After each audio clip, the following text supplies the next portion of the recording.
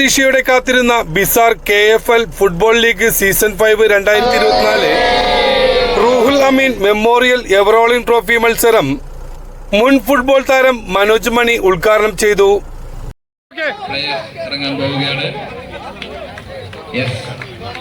വർണ്ണശലഭമായി players ഇറങ്ങിക്കൊണ്ടിരിക്കുന്നു ഗ്രൗണ്ടിലേക്ക്. Players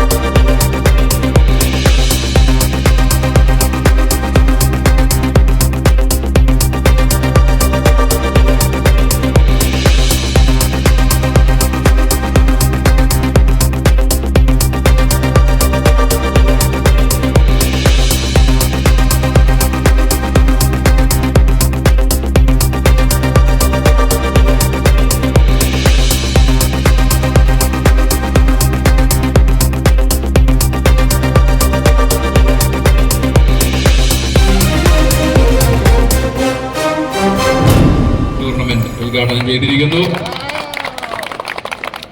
പഴയകാല YCC പ്ലെയറാണ് മനോജ് മണി.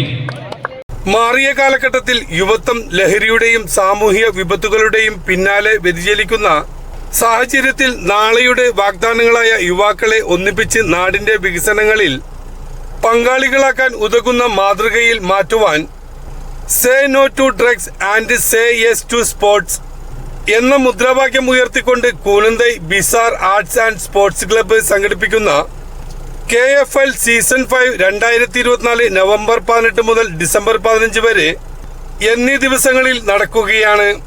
കൂനന്തൈ യുവ ഫുട്ബോൾ ISL മാതൃകയിൽ ലേല നടപടികളോടെ 7 ഫ്രാഞ്ചൈസികളായി 91 പരം കളിക്കാരും നിരവധി ഒഫീഷ്യൽസും പങ്കെടുക്കുന്ന മത്സരങ്ങൾ കൂനന്തൈ മുനിസിപ്പൽ ഗ്രൗണ്ടിൽ അരങ്ങേറുന്നു. മുന്നേറ്റം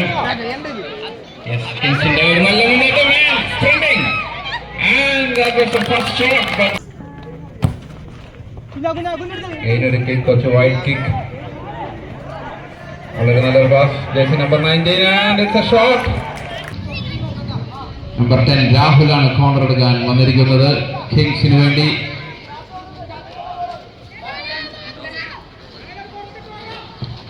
It's a good shot. Another kick and a header. A shot on target and it's a good throw from the goalkeeper. Another shot pass. ഇങ്ങനെയൊക്കെയാണ് പാസ് ചെയ്തിരിക്കുന്നത്. ഒരു ലോങ് റേഞ്ച് ഷോട്ട് ട്രൈ ചെയ്തിരിക്കുകയാണ്. It's a good header and jersey number 11 മറ്റൊരു header and again ഒരു shot but പുറത്തേക്ക് പോയിരിക്കുന്നു. Team appealing for a corner but referee വഴങ്ങുന്നില്ല. Throw and വീണ്ടും ബോസവന്റെ കാലുകളിൽ. Good game from the defence kings and again a shot.